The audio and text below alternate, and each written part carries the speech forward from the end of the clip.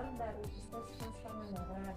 Di sini saya akan menginformasikan bahwa nanti sore akan ada penyuluhan dari Puskesmas Pangandaran ya Bu. Penyuluhan ini tentang DBD. Karena dikutip dari data Puskesmas sudah banyak yang terkena penyakit DBD di sini Bu. Nanti akan ada perawat dari Puskesmas Pangandaran yang melakukan penyuluhan ke sini. Nanti Ibu kumpulkan warga yang ada di sini ya Bu untuk ikut penyuluhan.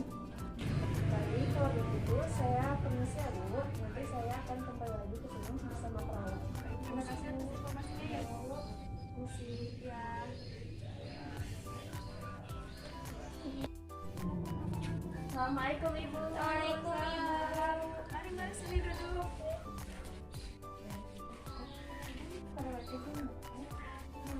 Nanti Assalamualaikum Ibu. Waalaikumsalam. Ini sudah ada perawatnya yang akan melakukan penyuluhan. Assalamualaikum Ibu-ibu. Selamat sore. Waalaikumsalam Ibu. Perkenalkan, saya perawat Bina Nurjana yang ditugaskan dari Puskesmas Pangandaran untuk melakukan penyuluhan di RT 6 ini.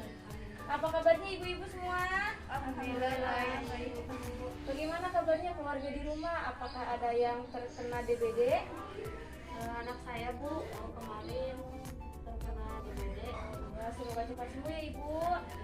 Pada kali ini saya akan melakukan penyuluhan tentang DBD, mulai dari apa itu DBD, gejala DBD, dan bagaimana cara menghentikan penyebaran DBD atau pencegahan.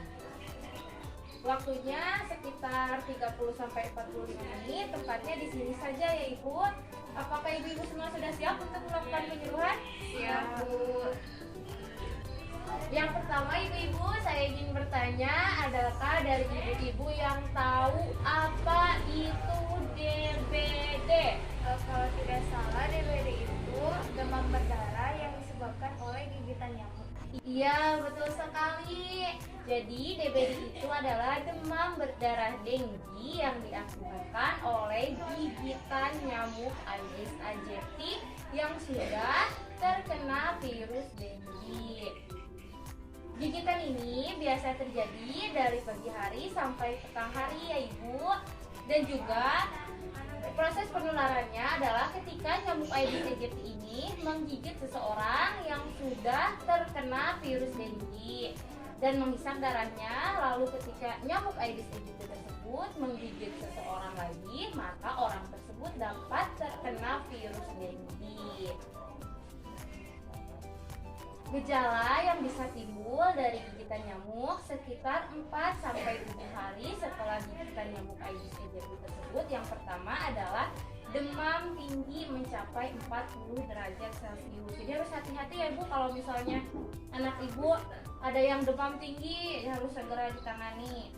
Lalu nyeri kepala, nyeri pada sendi, pada otot dan pada tulang, nyeri pada bagian belakang mata, nafsu makan menurun, mual, muntah, dan pembengkakan pada kelenjar getah bening, dan muncul ruam kemerahan sekitar 2-5 hari setelah terjadi demam. Nah, ketika misalnya ibu atau ibu merasa ada gejala tersebut atau misalnya muncul gejala tersebut pada keluarga ibu harus segera membawanya ke puskesmas ya Ibu supaya ditangani lebih lanjut. Ditakutkan nanti setelah timbul gejala awal tersebut nanti akan terjadi komplikasi demam berdarah. Gejala yang muncul ketika adanya komplikasi demam berdarah yang pertama adalah tanda pendarahan seperti mimisan, gusi berdarah, pendarahan di bawah kulit, muntah hitam, batuk darah, maupun buang air besar yang kehitaman. Tekanan darah menurun, kulit basah dan terasa dingin, denyut nadi melemah, frekuensi buang air kecil menurun, dan jumlah urin yang dikeluarkan pun menurun. Juga mulutnya terlihat kering dan timbul sesak napas ataupun pola pernapasan tidak teratur. Nah, setelah muncul komplikasi demam berdarah ini, nanti akan terjadi gangguan fungsi organ yang dapat mengakibatkan kematian.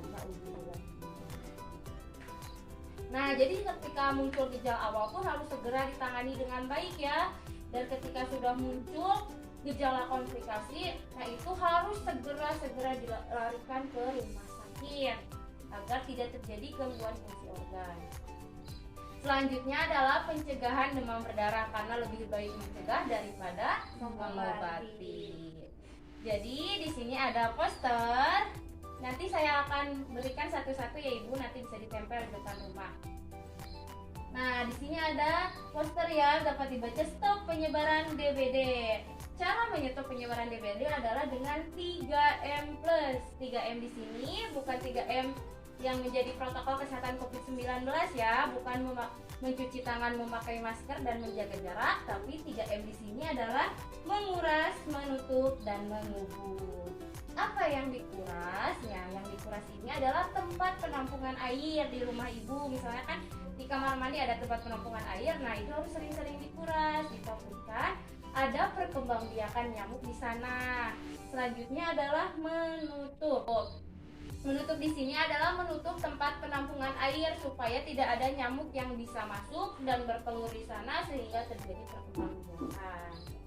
Nah, selanjutnya ini adalah mengubur. Tadi ketika saya menuju ke sini masih banyak ya sampah-sampah di pojokan rumah, di sekitar taman-taman yang sudah terkena air hujan. Nah, yang terkena air hujan tersebut dapat terjadi genangan sehingga menjadi tempat perkembangbiakan nyamuk. Nah, jadi bisa dilakukan dengan tindakan mengubur. Jadi sampahnya dikubur, selain juga terlihat lebih bersih, juga dapat menghilangkan genangan air sehingga tidak terjadi perkembangbiakan nyamuk. Nah, 3M DBD ini adalah 3M+. Plusnya itu apa saja? Yang pertama adalah membersihkan lingkungan. Nah, tadi juga ketika saya menuju ke sini, selain banyak sampah-sampah yang menumpuk, tadi saya melihat ada beberapa selokan yang mampet ya. Banyak sekali genangan-genangan air di selokan. Nah, genangan air di selokan tersebut dapat mengakibatkan adanya perkembangbiakan nyamuk di sana. Jadi harus dibetulkan ya ibu-ibu supaya tidak ada lagi nyamuk di daerah kita ya.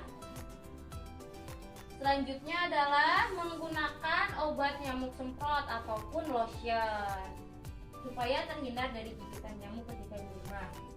Selanjutnya adalah nih yang sering dilakukan oleh ibu-ibu adalah menggantung pakaian. Tidak boleh ya ibu-ibu menggantung pakaian, karena ketika menggantung pakaian itu bisa menjadi tempat persembunyian nyamuk-nyamuk.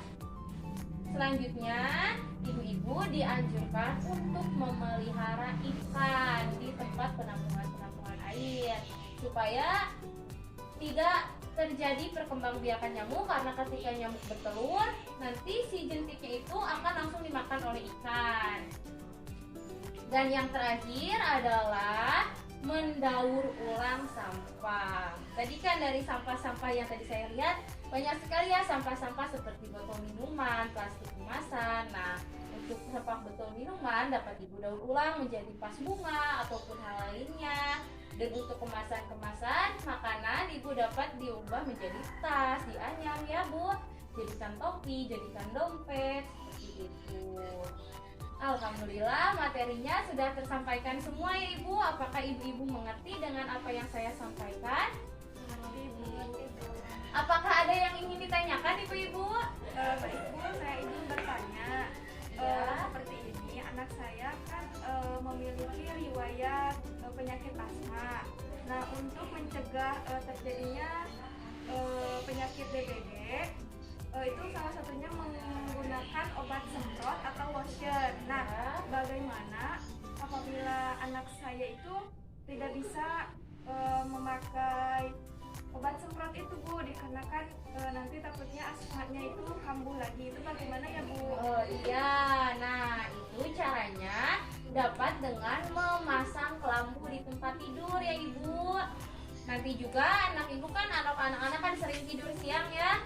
Nah, tidur siang itu anak-anaknya ibu-ibu bisa tidur di kasur yang sudah dipasang lampu, karena kan nyamuk Aedes aegypti itu menggigit dari pagi hari sampai petang hari. Jadi kalau misalnya tidur siang rawan terkena oleh gigitan nyamuk Aedes aegypti.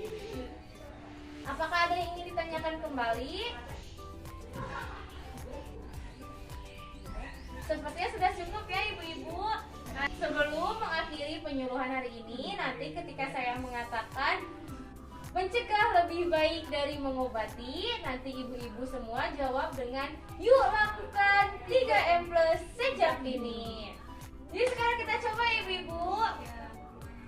Mencegah lebih baik daripada mengobati. Yuk lakukan 3M plus sejak dini. Yeay. Ya, bagus sekali ibu-ibu.